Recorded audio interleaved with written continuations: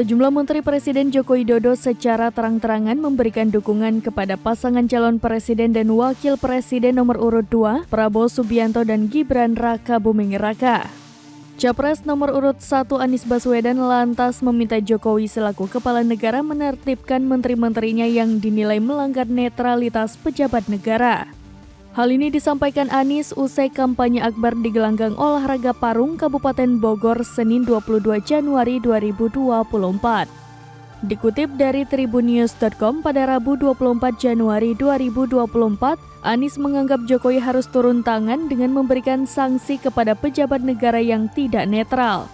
Tindakan itu untuk membuktikan kepada rakyat bahwa pemerintah tegas dalam soal netralitas. Anies menilai jika kepala negara tak bertindak dan memberikan sanksi, berarti pejabat memang diperbolehkan untuk memihak satu di antara ketiga paslon. Lebih lanjut, Anies mengatakan para menteri seharusnya mengikuti arahan Jokowi.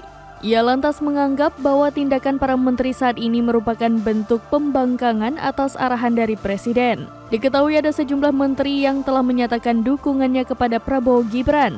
Mulai dari Menteri BUMN Erick Thohir, Menteri Perdagangan Zulkifli Hasan, dan Menteri Koordinator Bidang Perekonomian Erlangga Hartanto. Selain itu, Menteri Komunikasi dan Informatika Budi Ari dan Menteri Investasi Bahlil Lahadalia turut mendeklarasikan dukungan terhadap paslon Capres dan Cawapres nomor urut 2.